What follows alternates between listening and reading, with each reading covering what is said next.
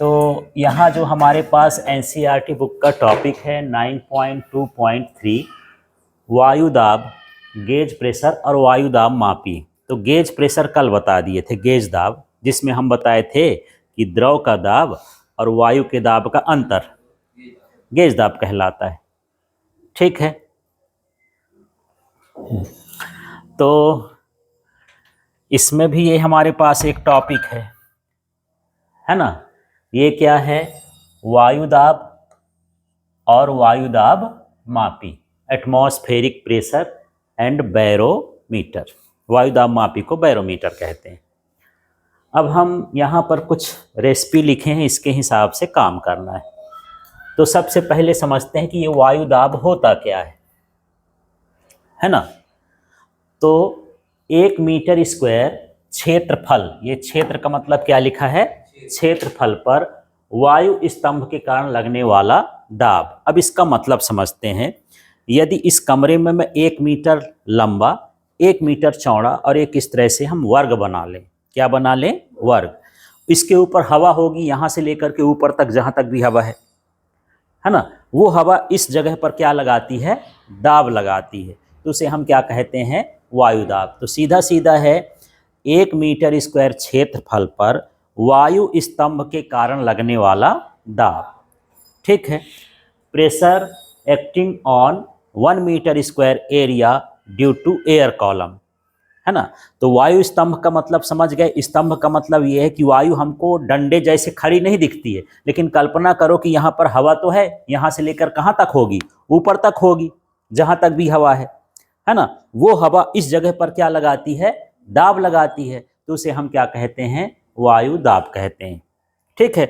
हम खड़े हैं तो हमारे हर जगह पर हवा क्या लगा रही है? दाब। यदि पूरा एरिया नाप लिया जाए, यहाँ सब जगह का, तो हमारा एरिया भी लगभग 1 मीटर स्क्वायर होता है। हमारे पूरे शरीर का एरिया कितना हो जाता है? 1 मीटर स्क्वायर। और हम पर भी वायु का दाब लगता है। और मैं कल बताया था कि इतना दाब लगता है जितना कि 30 हाथी हमारे ऊपर चढ़े हों, इतना है। ठीक है। तो यही है कि 1 मीटर स्क्वायर के क्षेत्रफल पर जो वायु का दाब होता है उसे ही हम क्या कहते हैं? वायु दाब। क्लियर हो गया? तो क्या बनाओगे? 1 मीटर स्क्वायर क्षेत्रफल पर वायु स्तंभ के कारण लगने वाला दाब। अब वायु स्तंभ का मतलब ये है कि एक ठो वायु नहीं है कि एक ठो कण अब दाब लगा रहा, पूरा का पूरा जो वहां से वहां तक है, जहां से चालू है, टॉप से लेकर के यहाँ डाउन तक, है ना, वो सबका दाब मिला करके क्या कहलाता है? वायु दाब कहला गया। क्लियर हो गया इतना? इसके बाद यहाँ पर वायु दाब कितना है, कैसे नापे? हम तो जान लिए कि हमारे पास दाब लग रहा है, पर कितना लग रहा है ना। उसके लिए एक जो है डिवाइस होता है जिसको बोलते हैं वायु दाब मापी। इसमें पारा भरा होता है, तो पारा को पारद भी कहते हैं। तो ये हो गया पारद वायु दाब मापी। ठीक है। मरकरी बैरोमीटर, पारा को मरकरी बोलते हैं। ठीक है। इससे हम जो है किसी भी जगह पर वायु के दाब का क्या करते हैं? मापन करते हैं। तो वायु दाब मापने वाले यंत्र का नाम क्या हो गया? पारद वायु दाब मापी, या सिंपल सा बैरोमीटर भी कह सकते हो, दाब मापी भी कह सकते हो। यदि पारद शब्द न लिखे तो बैरोमीटर लिख सकते हो, या वायु दाब मापी भी लिख सकते हो। क्लियर हो गया इतना? अब इसको बनाते कैसे हैं? तो ये हमारा चित्र बना हुआ है, चित्र के हिसाब से हम सारा कुछ यहाँ पर वर्णन कर देंगे। ठीक। तो देखो, इसमें बड़ा सिंपल सा है, कोई नहीं है, जो चित्र में दिख रहा है उसी को शब्दों में लिखना है। यहाँ से देखते हैं 1.5 सेंटीमीटर और 1 मीटर लंबी कांच की नली लेते हैं। पहला क्लियर हो गया क्या? 1.5 सेंटीमीटर व्यास और 1 मीटर लंबी कांच की नली लेते हैं। माने इसका जो व्यास है, सामने का जो हिस्सा है ना, वो कितना हो? 1.5 लगभग इतना हो जाएगा, 1.5 सेंटीमीटर। ये यहाँ तक चिन्ह बन रहा है, ये लगभग 1.5 सेंटीमीटर होगा। उसकी लंबाई लगभग इतना मान लो, ये लंबाई हो गई। ये कितना होता है? लगभग 1 मीटर होता है। 1 मीटर माने 100 सेंटीमीटर। इतनी लंबी मुझे क्या लेना है? नली। पहला काम क्लियर हो गया। क्या करोगे? 1.5 सेंटीमीटर व्यास की और 1 मीटर लंबी कांच की हमको क्या लेना है? नली लेना है। ठीक है। उस नली में पूरा पारा भर देना है। वो नली एक तरफ से बंद रहेगी, एक तरफ से कैसी रहेगी, खुली। जैसे आप गिलास यूज करते हो ना, तो नीचे से बंद रहता है, ऊपर से कैसा रहता है, खुला रहता है। तो हमको कांच की नली लेना है जो नीचे से क्या हो, बंद हो, और ऊपर से क्या हो, खुली हो, या एक सिरा बंद हो और दूसरा सिरा क्या हो, खुला हो।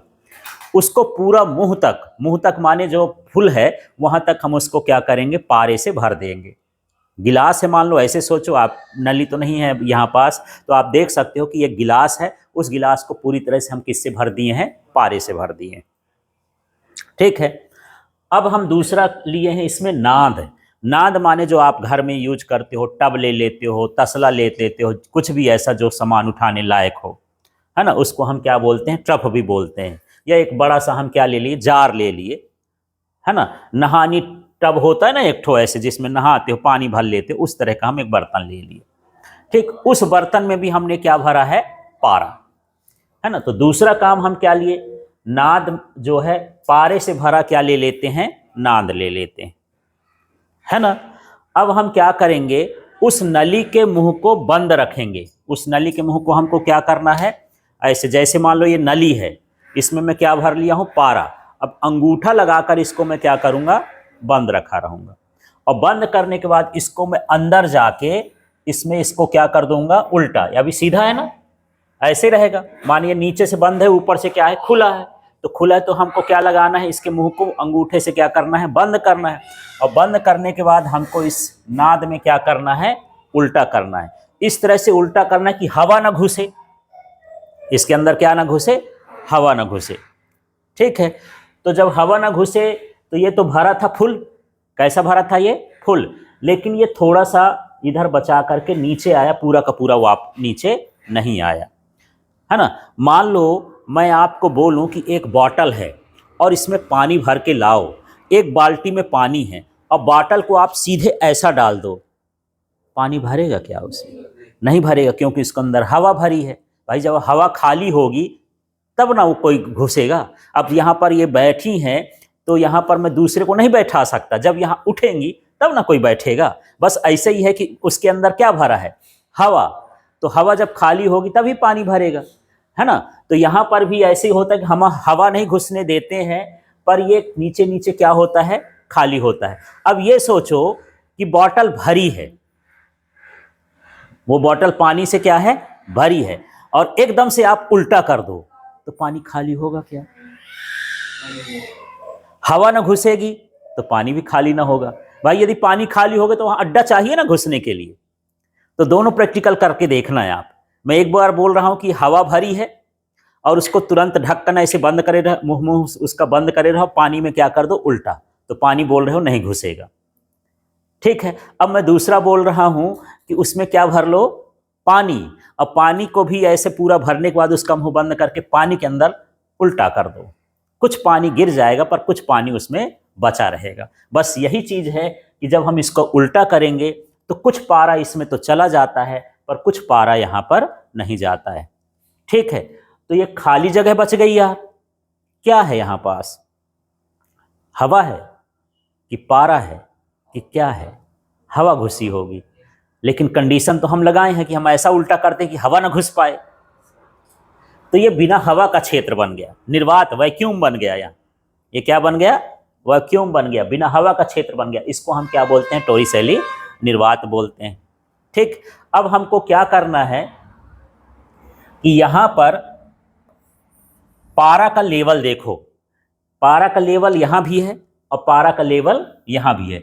दोनों लेवल के बीच की हमको ऊंचाई नाप लेना है। दोनों लेवल की हमको बीच क्या करना है, ऊंचाई नाप लेना है। यदि हम मानक वायु दाब मापे तो इसकी ऊंचाई कितनी होती है, 76 सेंटीमीटर Hg। ये फिक्स न हो रहती है, ये घटती बढ़ती रहती है। भाई वायु दाब कम हो गया तो इसका मान भी क्या हो जाएगा, कम। माने ऊंचाई के हिसाब से हम वायु के दाब का मापन कर लेते हैं। यदि सबसे समुद्र की सतह पर चले जाएं, वहां पर ताप कितना हो, 0 डिग्री सेल्सियस हो, तब वहां पर हम वायु दाब मापी लेके जाएंगे, तब ये पारे की ऊंचाई कितनी होगी, 76 सेंटीमीटर होगी। जैसे जैसे हम ऊंचाई पर जाते हैं वायु का दाब क्या होता है, घटता है। यदि इस वायु दाब मापी को मैं ले जाऊं हिमालय में, है ना, तो ये 76 की बजाय पता चला 50 सेंटीमीटर हो गया। वहाँ जाके क्या हो जाएगा, ये घट जाएगा। ठीक है, ये घटता बढ़ता रहता है। मान लो मौसम खराब है ना, और ये मेरे पास घर में वायु दाब मापी है, मैं बाहर नहीं जाता हूँ, यहाँ पर हो गया कि ये 76 की जगह पर 40 हो गया, मैं जान लूँगा इसी को देख करके अब जोरदार बारिश होने वाली है, आंधी तूफान आने वाला है। यदि ये अचानक से घट जाए, दाब घट जाए, तो ये संकेत देता है कि मौसम क्या है, खराब है। इसलिए हम यहाँ से इसको देख के भविष्यवाणी भी कर सकते हैं, जाने की ज़रूरत नहीं है। बोले यार यहाँ का वायु दाब कम है, यहाँ का मौसम खराब है, आज निकलने लायक नहीं है, घर से बाहर ना निकलो, आंधी तूफान चलने वाला है।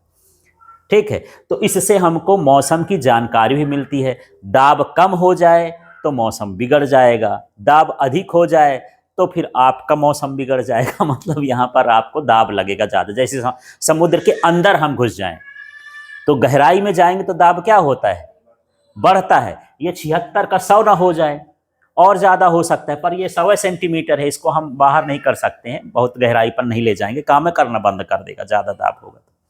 ठीक है, ये हवा का दाब मापने के लिए है, पानी का दाब मापने के लिए नहीं है। पानी के अंदर यदि हम जाएंगे तो फिर मान लो 100 से ऊपर हो गया तो नली के फाड़ के जाएगा, फिर कहाँ जाएगा वो, है ना, नली तो 100 सेंटीमीटर है। ठीक है, तो इस तरह से हम वायु के दाब का मापन करते हैं। ठीक, अब चित्र के बारे में आपको लिखना है। चित्र तो बन गया, तो मैं समझा भी दिया, अब लिखना कैसे उसको समझते हैं। ठीक, तो सीधे यहाँ से चालू करोगे। क्या, 1.5 सेंटीमीटर व्यास और 1 मीटर लंबी कांच की नली होती है, जो ऊपर से बंद होती है, माने इसका एक सिरा बंद होता है और एक सिरा क्या होता है, खुला होता है। इसे पूरी तरह से पारा से भर दिया जाता है। क्लियर हो गया? इतना नली के बारे में लिखना है, बोलो तो। हाँ, 1.5 सेंटीमीटर व्यास, 1 मीटर लंबी कांच की नली होती है, जिसका एक सिरा बंद होता है, एक सिरा खुला होता है, और इसके मुंह तक, मानिए लास्ट तक, इसके मुंह तक पारा भरा होता है। ठीक है, अब इसके मुंह को, ये भी लिखना है, इसके मुंह को अंगूठे से बंद करके इसे नाद में उल्टा करते हैं, ताकि इसके अंदर हवा ना घुस पाए। ठीक है, इस नली को नाद के अंदर क्या करोगे, उल्टा करोगे, ताकि इसके अंदर हवा ना घुस पाए। ठीक है, फिर हम नाद में पारे और नली में पारे के बीच की ऊंचाई ज्ञात कर लेते हैं। क्या क्या करना है, नाद में जो पारा है और नली में जो पारा है, उनके बीच की क्या करते हैं, ऊंचाई कर लेते हैं, और इस सूत्र से PA बराबर HDG से दाब ज्ञात कर लेते हैं, इस सूत्र से, है ना। तो यहाँ H का मतलब हो गया ऊंचाई, D का मतलब इसका घनत्व तो है, डेंसिटी हमको पता है 13,600 किलोग्राम पर मीटर क्यूब होता है, इसकी डेंसिटी होती है पारे की। G का मान वहाँ पर होगा 9.8 मीटर पर सेकेंड। यदि सारा कुछ रखेंगे तो हमको क्या मिल जाएगा, वायु दाब। H भर हमको, D का मान फिक्स रहेगा, पारे का D का कितना होता है, 13,600 किलोग्राम प्रति मीटर क्यूब, इतना इसका डेंसिटी होता है। मतलब 1 मीटर लंबा, 1 मीटर चौड़ा, 1 मीटर ऊंचा एक टंकी बनाओ और उसमें पारा पूरा भर दो, तो पारे का वजन कितना होगा, 13,600 किलोग्राम। कल मैं पानी की बताया था, पानी कितना होता है उसमें, 1000 ग्राम। पानी कितना, 1000, और ये पारा कितना है, 13,600, माने लगभग 13-14 गुना उससे क्या है, ज़्यादा भारी है, उसका घनत्व और ज़्यादा है। ठीक, इतना होता है। G का मान भी क्या होता है, फिक्स होता है, 9.8 मीटर पर सेकेंड। मान लो हम सतह पर हैं तो इतना ही होगा। ठीक है, और यहाँ पर H हमको कहाँ से मिल जाएगा, वहाँ से, यहाँ से देख लेंगे कि ये 76 सेंटीमीटर है कि 75 है कि 10 है कि क्या है। ये स्टैंडर्ड लिखा है, ये मानक है, लेकिन 76 फिक्स नहीं है। मैं बताया ना, 76 घट बढ़ सकता है। इसकी ऊंचाई ज्ञात कर लेते हैं तो हमको क्या पता, इसका दाब पता चल जाता है। इस तरह से हमको लिखना है। ठीक है, अगला हमको क्या लिखना है, ये समझो कि मानक वायु दाब क्या होता है, स्टैंडर्ड एटमॉस्फेरिक प्रेशर क्या होता है। तो समुद्र की सतह पर सबसे पहले आपको कहाँ जाना है, समुद्र की सतह। समुद्र की सतह वो होती है जहाँ पर समुद्र और धरती आपस में मिले, है ना। बंबई चले जाना, कलकत्ता चले जाना, और भी जहाँ समुद्र मिले वहाँ पर चले जाना। हाँ, इसको यहाँ पर लेना है। ठीक है, और वहाँ पर जो है अक्षांश, अक्षांश का मतलब क्या है? 45 डिग्री। अक्षांश और देशांतर रेखाएं होती हैं जो किसी स्थान को बताती हैं। इसी तरह से डब्बा है, जैसे मान लो यहाँ पर डब्बा डाल दिए, 1 डब्बा, 2 डब्बा, 3 डब्बा, 4, 5, ये डब्बे डाले हैं ना। अब मैं बोला 5 डब्बे में मेरा लड़का खड़ा है, तो डब्बे की लड़के की पोजीशन क्या हो गई? 5। इसी तरह से यहाँ पर भी जो अक्षांश होता है किसी जगह की स्थिति बताता है, तो जगह कहाँ पर होनी चाहिए? 45 डिग्री पर होनी चाहिए, ठीक है। और तापमान कितना होना चाहिए? 0 डिग्री सेल्सियस होना चाहिए। तो उसे हम क्या कहते हैं? मानक वायु दाब कहते हैं। और उसका मान कितना होता है? यहाँ पर लिख दूं तो ये होता है 76 सेंटीमीटर Hg। माने ये इस कंडीशन में यदि इस दाब मापी को रखोगे तो उसकी ऊंचाई कितनी होगी? 76 सेंटीमीटर होगी, ठीक है। तो ये स्टैंडर्ड प्रेशर कहलाता है, STP बोलते हैं इसको। क्या बोलते हैं? STP, स्टैंडर्ड प्रेशर हो गया। तो कभी कभी आप केमिस्ट्री में पढ़ते होगे NTP लिखा रहता है, STP लिखा रहता है, माने स्टैंडर्ड टेम्परेचर एंड प्रेशर हो गया। NTP का मतलब नॉर्मल टेम्परेचर और प्रेशर हो गया। तो जो NTP होता है, नॉर्मल टेम्परेचर प्रेशर, उसमें टेम्परेचर जो होता है 25 डिग्री सेल्सियस का होता है, और स्टैंडर्ड वाले में जो टेम्परेचर होता है वो कितना होता है? 0 डिग्री सेल्सियस होता है। ऐसा ये स्टैंडर्ड प्रेशर है। तो क्या बोलोगे? इसको पढ़ा देना है। समुद्र सतह पर 45 डिग्री, अक्षांश पर 0 डिग्री सेल्सियस, ताप पर वायु का दाब मानक वायु दाब कहलाता है। क्या बनाओगे? थोड़ा सा पढ़ो तो। समुद्र की सतह पर 45 डिग्री, अक्षांश पर 0 डिग्री सेल्सियस, ताप पर वायु के दाब को मानक दाब कहते हैं। फिर इसका मान 76 सेंटीमीटर क्या होता है? Hg। इसको हम बार से भी नापते हैं, इसको बैरोमीटर कहते हैं ना।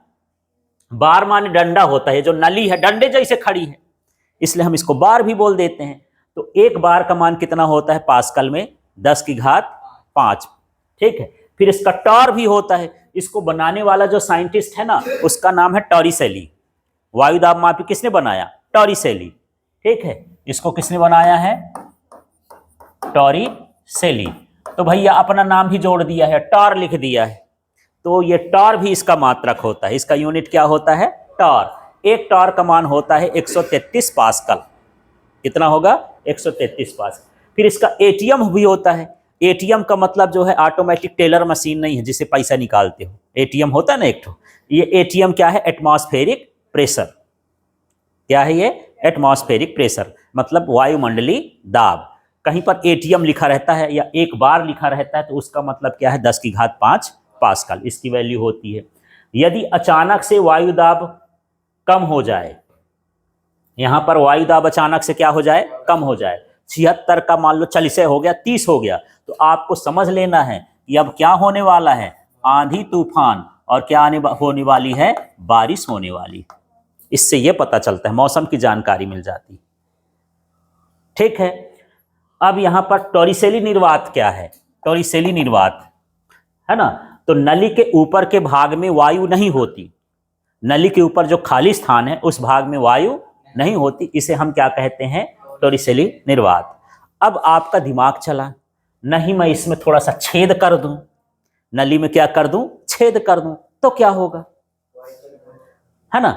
जब आप छेद कर दोगे तो यहां हवा आएगी, हवा इसमें दाब लगाएगी, ये कहां आ जाएगा? नीचे आ जाएगा। जैसे मैं बोल रहा था कि बोतल में पानी भरो और उसको उल्टा करो तो कुछ पानी तो जाएगा, कुछ पानी उसी में ऊपर टंगे रह जाएगा। मान लो ऊपर से छेद कर दो तो हवा जाएगी, अब पानी कहाँ हो जाएगा? बराबर हो जाएगा। तो यही है कि यदि आपका दिमाग चला, इसे क्वेश्चन पूछ देता कि नली में छेद कर दें, वायु दाब मापी के नली में छेद कर दें तो क्या होगा? तो पूरा पारा कहाँ आ जाएगा? नाद में आ जाएगा।